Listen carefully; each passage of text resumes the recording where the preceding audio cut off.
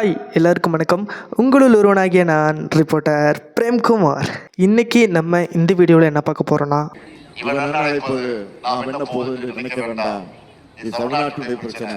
All party meeting. நம்ம தமிழ்நாடு முதலமைச்சர் அவர்கள் பிப்ரவரி 25ஆம் தேதி ஒரு அறிவிப்பை வெளியிட்டார். என்ன அறிவிப்பு அப்படின்னு கேட்டிங்கன்னா, ஆல் பார்ட்டி மீட்டிங், அனைத்து கட்சி கூட்டம். இந்த அனைத்து கட்சி கூட்டத்தில் எல்லா கட்சிகளும் பங்கேற்கணும் அப்படின்னு சொல்லிட்டு தமிழ்நாட்டில் இருக்கக்கூடிய பதிவு செய்யப்பட்டிருந்த 40 கட்சிகளுக்கும் முதல்வர் அழைப்பு விடுத்திருந்தார்.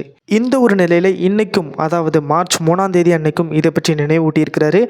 அவர் என்னெல்லாம் நினைவூட்டியிருக்கிறாரு, மார்ச் 5ஆம் தேதி நடக்கக்கூடிய கூட்டத்தில் இவங்க என்னெல்லாம் பேசலாம்ட்டு இருக்கிறாங்க.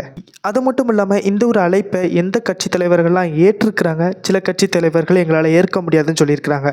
அவங்கெல்லாம் யார்? இன்றைக்கி அதாவது மார்ச் 3ஆம் தேதி நாகையில் முதலமைச்சர் என்ன பேசியிருக்கிறாரு, முதலமைச்சருடைய பேச்சுக்கு அண்ணாமலை என்ன பதிலடி கொடுத்துருக்கிறாரு, அண்ணாமலை என்ன கேள்வி கேட்டிருக்கிறாரு, அண்ணாமலையுடைய கேள்விகளுக்கு நம்மளுடைய பதில் என்ன. அது மட்டும் இல்லாமல் முக்கியமாக இந்த ஒரு அனைத்து கட்சி கூட்டம் எதற்காக நடைபெறுது, என்ன நோக்கத்தில் நடைபெறுது அப்படிங்கிறத இந்த வீடியோக்குள்ளே போய் தெளிவாக பார்க்கலாம். வாங்க வீடியோக்குள்ளே போகலாம். ஃபஸ்ட்டு இந்த ஒரு அனைத்து கட்சி கூட்டமானது பிப்ரவரி 25ஆம் தேதி தான் வைக்கலாம் அப்படின்னு சொல்லிட்டு முதலமைச்சர் அவர்கள் அறிவிச்சிருந்தாங்க. மார்ச் 5ஆம் தேதி இந்த கூட்டத்தை நாங்கள் வைக்கிறோம் அப்படின்ட்டு அதிகாரப்பூர்வ அறிவிப்பு வெளியான பிறகு அவங்க ஒவ்வொருத்தட்டையாக சொல்ல ஆரம்பித்தாங்க. 40 கட்சிகளுக்குமே கிட்டத்தட்ட தமிழ்நாட்டில் இருக்கக்கூடிய கட்சிகளுக்கு அழைப்பு விடுக்கப்பட்டுச்சு. அப்படி அழைப்பு விடுத்திருக்கும் போது சில கட்சி தலைவர்கள் மட்டும் இல்லை, எங்களால் வர முடியாது, உன்னால் முடிஞ்சதை பார்த்துக்கோ அப்படின்னு சொல்லியிருக்கிறாங்க. அப்படி என்ன கட்சி தலைவர் வரமாட்டேன் அப்படின்னு சொல்லியிருக்காருன்னா, பாஜக மாநில தலைவர் அண்ணாமலை அவர்கள். அவர் என்னால் வர முடியாது அப்படின்னு சொல்லியிருக்கிறாரு. ஏன்னா அவர் ஒரு பாஜக பார்ட்டி. மும்மொழி கொள்கையை பற்றி அதில் முடிவெடுக்கலாம்ட்டு சொல்லியிருக்கிறாங்க. அது மட்டும் இல்லாமல் தொகுதி மறுவரை, அதாவது மக்கள் தொகை எண்ணிக்கையை கருத்தில் கொண்டு தொகுதிகளை பிரித்து கொடுக்க போகிறோம் அப்படிங்கிற ஒரு சட்டத்திற்கும் எதிராக திமுக பேசும் அப்படிங்கிறதுனால அண்ணாமலை அவர்கள் வரமாட்டேன் அப்படிங்கிற ஒரு காரணத்தை சொல்லியிருக்கிறாரு. அதே மாதிரி நாம் தமிழர் கட்சியிலிருந்து சீமானவர்களும் என்னால் வர முடியாது அப்படின்ட்டு சொல்லியிருக்கிறாரு. இதே நிலைமையில் பல கட்சி தலைவர்கள் வாரன்னு சொல்லியிருக்கிறாங்க. அந்த கட்சியில் ஒரு தலைவராக, முக்கியமானவராக அதிமுக தலைவர் எடப்பாடியார் அவர்கள் பார்க்கப்படுறாரு. அவர் இந்த கட்சி கூட்டத்தில் வாரன்னு சொன்னது ரொம்ப பெருமையாக இருக்குது, மகிழ்ச்சியும் அளிக்க அப்படின்னு சொல்லிட்டு முதல்வர் அவர்களும் பேசியிருக்கிறாங்க. அதே மாதிரி இந்த ஒரு அனைத்து கட்சி கூட்டத்தை பற்றி இன்றைக்கி நாகையில் நடைபெற்ற ஒரு மீட்டிங், அதாவது ஒரு கல்யாண நிகழ்வில் முதல்வர் அவர்கள் பேசியிருக்கிறாங்க. அப்படி என்ன பேசியிருக்கிறாங்க அப்படின்ட்டு நீங்கள் கேட்டிங்கன்னா அதில் தான் ஒரு சின்ன சிக்கல் இருக்குது. 40 கட்சிகளுக்கும் நாங்கள் அழைப்பு கொடுத்துருக்குறோம்.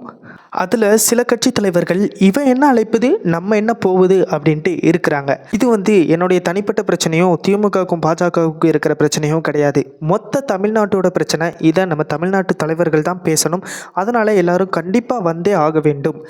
வரமாட்டேன்னு சொல்லியிருக்கிற சில கட்சி தலைவர்கள் தங்களுடைய முடிவை மறுபரிசீலனை செஞ்சு வர்றதுக்கான முயற்சியில் ஈடுபடுங்க அப்படின்னு சொல்லிட்டு, வரமாட்டேன்னு சொன்னவங்களையும் வாங்க அப்படின்னு சொல்லிட்டு மறுபடியும் அழைச்சிருக்கிறாரு. தமிழ்நாடு மக்களோட பிரச்சனையாக பாருங்கள், இதையும் ஒரு அரசியலாக பார்க்காதீங்க, அரசியலாக எதை பார்க்கணும்ட்டு ஒரு விவஸ்தை இருக்குது அப்படிங்கிற மாதிரியும் பேசியிருக்கிறாரு. அதையும் அவர் சொன்ன ஒரு முக்கியமான காரணம் 39 எம்பிகளை வச்சுக்கிட்டே நம்ம ஒரு முடிவை நம்ம கைக்கு கொண்டு வர்றதுக்கு அவ்வளோ போராடுறோம்.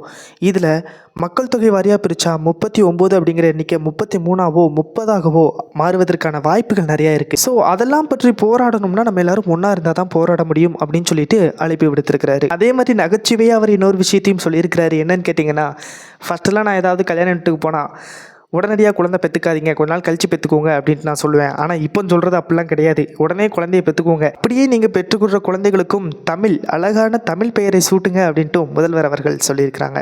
அதே மாதிரி இந்த ஒரு உரையை மணமக்களை வாழ்த்தி முதல்வர் அவர்கள் நிறைவு செய்கிறாங்க. இந்த ஒரு விழாவை முடிச்சுட்டு எனக்கு அடுத்த ஒரு கட்சி மீட்டிங் இருக்குது, நான் அங்கேயும் போகணும் அப்படிங்கிற மாதிரியும் சொல்லியிருக்கிறாங்க. இந்த விஷயங்கள்லாம் இருக்கட்டும். இவர் இந்த சைடு ஒரு சைடு பேசி முடிக்க, அண்ணாமலை அவர்கள் இன்னொரு சைடு நானும் பதிலுக்கு வருவேன் அப்படின்னு சொல்லிட்டு பேசுகிறாரு. அவர் அங்கே என்ன பேசியிருக்கிறாரு அப்படின்னா, கடன், அதாவது தமிழ்நாட்டுடைய கடன் பற்றி பேசியிருக்கிறாரு.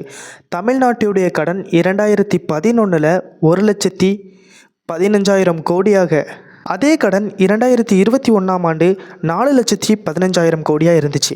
இப்போ தமிழ்நாட்டுடைய கடன் 9 லட்சம் கோடிகள். இதற்கு யார் காரணம்? அரசு தான் காரணம் அப்படின்ட்டு அவர் சொல்லியிருக்கிறாரு. அதிமுகவுடைய 10 ஆண்டுகால ஆட்சிகளில் கடனானது 3 லட்சம் கோடிகள் தான் உயர்ந்திருக்கு. நீங்கள் 3 வருஷத்தில் 3 லட்சம் கோடியை உயர்த்தி வச்சிருக்கிறீங்க. இதில் நீங்கள் கொள்ளையடித்த பணம் எவ்வளவு அப்படிங்கிற மாதிரியும் அண்ணாமலை அவர்கள் கேள்வி எழுப்பியிருக்கிறாரு. இப்போ இது ஒரு சைடு இருக்கட்டும். இப்போ நம்ம அவர் தமிழ்நாட்டை பற்றி பேசியிருக்கிறாருல்ல, நம்ம இந்தியாவை பற்றி பேசுவோம். இந்தியாவுடைய கடன் தொகை எவ்வளவு அண்ணாமலை அவர்களே? அதாவது 2014ஆம் ஆண்டுக்கு முன்னாடி ஒரு 67 வருஷத்துக்கு இந்தியாவுடைய கடன் 55 லட்சம் கோடிகளாக தான் இருந்திருக்கு. ஆனால் இந்த ஒரு பாஜக மத்தியில் ஆட்சி செய்ய ஆரம்பித்த 10 வருஷத்தில் 2014 டு 2024 வருஷத்தில் பாஜக மட்டும் 100 லட்சம் கோடி கடன் வாங்கியிருக்கு. தனியார் வங்கிகளில் இருந்தும் சரி, பிற நிறுவனங்கள் இருந்தும் சரி, இப்போ 100 லட்சம் கோடி கடன் இருக்குது இந்தியா மேலே. மொத்தம் எவ்வளோ இருக்குன்னா 155 லட்சம் கோடிகள் கடன் இருக்குது. என்ன அண்ணாமலை அவர்களே, இதில் நீங்கள் சுருட்டினது எவ்வளோன்ட்டு யாராவது கேட்க முடியுமா? இத்தனைக்கும் மாநிலங்கள், பல்வேறு மாநிலங்களில் இருந்தக்கூடிய தரக்கூடிய டேக்ஸ், ஜிஎஸ்டி எல்லாமே நீங்கள் தான் வாங்கி அதையும் சில மாநிலங்களுக்கு நாங்கள் தரமாட்டோம் அப்படின்ட்டும் நிற்கிறீங்க. அப்புறம் எதுக்கு இந்த 10 வருஷத்தில் 100 லட்சம் கோடிகள் கடன் ஏறிச்சு சொல்லுங்கள் பார்க்கலாம். அதிகமாக ஜிஎஸ்டி வசூலிக்கக்கூடிய ஒரே நாடாக இந்தியா இருக்குது. இந்தியா முதல் இடத்தில் இருக்குது. அப்படிங்கிற பட்சத்தில் இந்தியாவுடைய கடன் மட்டும் எதுக்கு இப்படி உயர்ந்துக்கிட்டே போகுது? இதுக்கு அண்ணாமலை அவர்கள்ட்ட பதில் இருக்கான்ட்டு நான் கேட்குறேன்.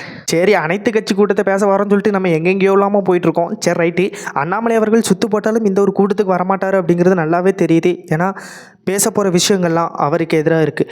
அப்படி அவருக்கு எதிராக என்னெல்லாம் பேச போகிறாங்க, இந்த ஒரு அனைத்து கட்சி கூட்டம் ஆல் பார்ட்டி மீட்டிங்கில் என்னெல்லாம் பேச போகிறாங்க அப்படிங்கிறத இப்போ பார்க்கலாம். முதல் விஷயம் அவர் சொல்லியிருக்கிறது, மாநில உரிமைகளை மீட்டெடுப்பதற்கு உறுதி செய்வதற்கும் என்னெல்லாம் பண்ணணும் அப்படின்ட்டு பேசுவோம் அப்படின்னு இருக்கிறாரு. இரண்டாவது விஷயம், அனைத்து கட்சிகளும் ஒருங்கிணைந்து ஒரு முடிவை எடுக்கணும் அப்படின்னு சொல்லியிருக்கிறாரு. அதே மாதிரி தொகுதி மறுவரை, அதாவது இப்போ மத்திய அரசு என்ன சொல்லியிருக்கிறாங்கன்னா, பாராளுமன்ற உறுப்பினர் அதாவது எம்பிக்களுடைய எண்ணிக்கை எப்படி நிர்ணயிக்கப்படும்னா, மாநிலத்தோடைய மக்கள் தொகையை கருத்தில் கொண்டும் கணக்கில் கொண்டும் ஒரு செட் ஆஃப் பீப்புள்ஸுக்கு ஒரு எம்பி அப்படிங்கிற மாதிரியான முடிவு எடுப்போம் அப்படின்ட்டு சொல்லக்கூடிய சட்டம் தான் தொகுதி மறுவரை. இந்த ஒரு தொகுதி மறுவரை செய்கிறதுனால நம்ம இப்போ தமிழ்நாட்டில் இருக்கக்கூடிய 39 எம்பிகளுடைய எண்ணிக்கை 30ஆகவோ 33ஆகவோ குறைவதற்கான வாய்ப்பு இருக்குது. 39 எம்பிகளை கொண்டே பல மத்திய அரசின் சட்டங்களையும் நம்மளுக்கு தர வேண்டிய நிதியும் போராடி பெற முடியவில்லை. இப்படி இருக்கிற பட்சத்தில் 30ஆகவோ 33ஆகவோ குறைஞ்சா நம்ம தமிழ்நாட்டுடைய நிலைமை என்ன ஆகுறது அப்படிங்கிறத பற்றியும் அனைத்து கட்சி கூட்டத்தில் பேசுகிறதா இருக்கார். அதே மாதிரி மும்மொழி கொள்கை, மாணவர்களுக்கு அவ்வளோ ஸ்ட்ரெஸ் தரக்கூடிய இந்த ஒரு முன்மொழி கொள்கையை வேண்டாம் அப்படின்னு சொல்லிட்டும் இந்த கூட்டத்தில் பேசுகிறதா இருக்கிறாரு. இது எல்லாமே பார்த்திங்கன்னா அண்ணாமலை அவர்களுக்கு எதிராக இருக்கிறதுனாலும் அங்கே அவர் எதுவும் பேச முடியாது இதற்கு ஆதரவாக. அதனால கூட இந்த ஒரு மீட்டிங்கை அவர் புறக்கணிச்சிருக்கலாம் அப்படின்ட்டு நான் நினைக்கிறேன். உங்களுடைய கருத்தை மறக்காமல் கமெண்ட்டில் சொல்லிட்டு போங்க. அது மட்டும் இல்லாமல் நம்மளுடைய பயணம் தொடரும். நான் இதே மாதிரி அடுத்த வீடியோவில் உங்களை சந்திக்கிறேன். Tata, bye bye.